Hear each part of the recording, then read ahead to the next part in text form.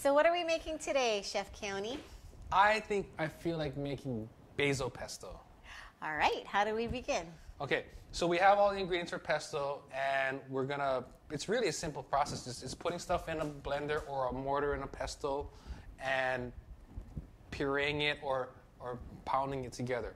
So we're going to start with pine nuts. We have toasted pine nuts that are going to go into our food processor here. And you toasted this? Yes. Already? Okay. And then we have chopped garlic that's going to go in here. Now, the reason I chopped the garlic a little bit is because I want to start with relatively the same size pieces as the pine nuts so that it works easier and I get a more even grind. So the tip here is to make sure that you rough chop your garlic and throw it in so that you're working with even sized pieces, okay? So now, go ahead and keep pulsing it. Go for it, that's good. So we're gonna chop it till it's small, fine pieces. Can you use macadamia nuts instead of pine nuts? That's a good question. Go a little bit more. Okay, stop.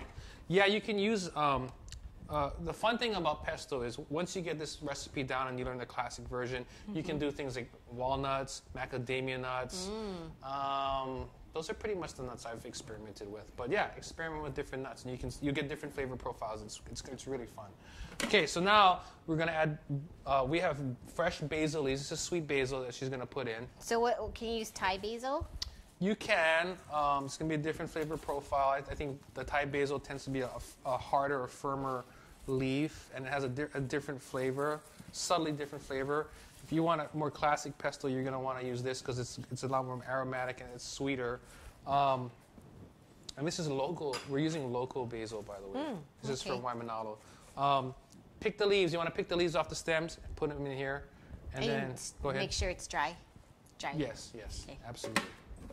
Now again, this one here is important. She's going to pulse, and it's going to come together. Stop.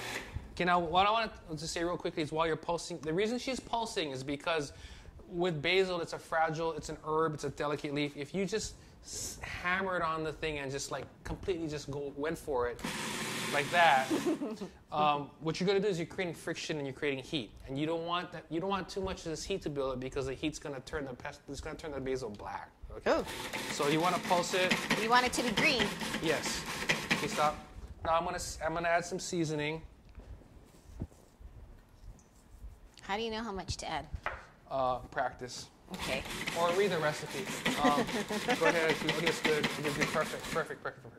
Now we're gonna add some fresh grated Parmesan cheese. Open the top now. Okay. You grated this. It's not the kind you buy already grated. No.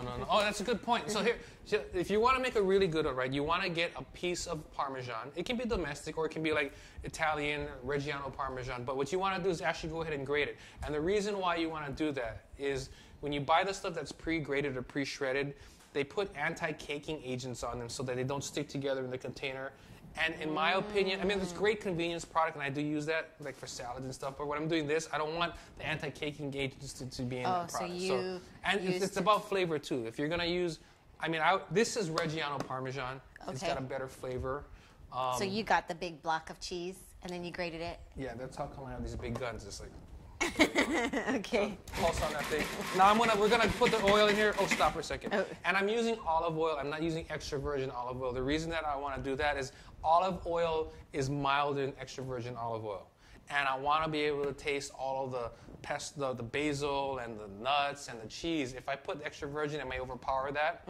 But the other thing, if you put a lot of extra virgin olive oil in something, you'll taste it. Well, you'll taste it, but sometimes it becomes overpowering. So if you want to have that nice, really fresh olive taste, what I would do is I would start with regular olive oil, and then when that's done, I would taste it, and I would add until I get that right balance of extra virgin flavor in my pesto.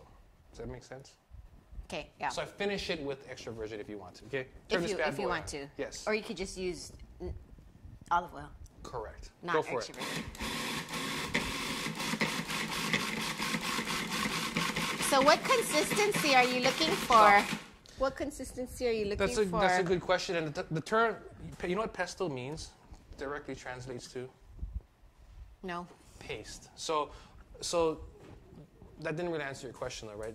Essentially what you're trying to make is a paste. So it should look like a paste, but it depends what you're going to do with it too. So if you're going to use it like a dressing, you might want to have more olive oil, make it thinner. If you're going to use it for pasta, you might want to have it thicker. So it depends on what you want to do. If you're not sure what you're going to do, if you're going to like make it and freeze it, by the way, freeze is great. You make it, you put it in, you get the ice thing, the ice maker, what do you call those things? A tray. Ice cube tray. You fill them all up, throw it in the freezer, and you have little cubes ready to go. So this is a lot of, you can do a lot with this thing. So it freezes well. But I would make it thicker because I can thin it later. Okay. If you already make it thin, then there's nowhere you can go with it, right? Okay. So if you're going to freeze it, make it thicker. Correct. I like the idea of freezing. Go ahead. We're going to put it right in there. This up. Because you want it to be thicker, I'm going to put a little bit less oil in there, okay? Now, so we have our pesto. There's the cheese. No. That's not the cheese you used. Sorry. This is a different cheese. It's the other cheese. But what I'd like you to do, we're going to make the pesto and we want to do some dishes with it. So, but I want you to go ahead and taste the pesto and decide if it needs more salt, pepper, or olive oil, okay?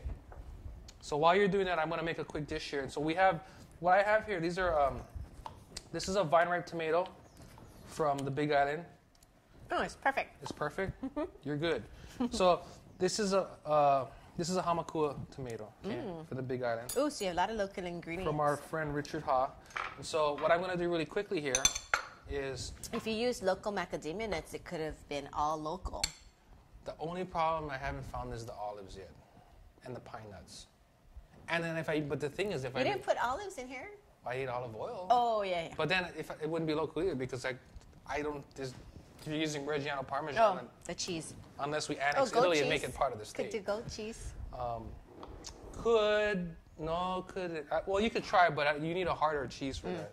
So I have, this is mozzarella. So it is the other cheese. Yum. And we're going to just layer it. I got tomatoes. This is fresh made from Foodland. Yeah, it's fresh. It's our field.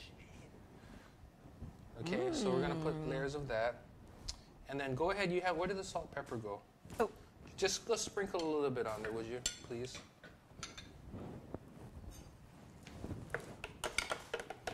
A little bit more. Okay, and while you're doing that, I have some crostini that we have here, and I'm putting this, actually, this is goat cheese, that's local goat cheese we've had in here. So I have local goat cheese on a piece of crostini, and then I'm going to put a little bit of basil pesto on here like that. So that's one thing you can do with this, right? Okay. So. Go ahead. Ooh. So pasta.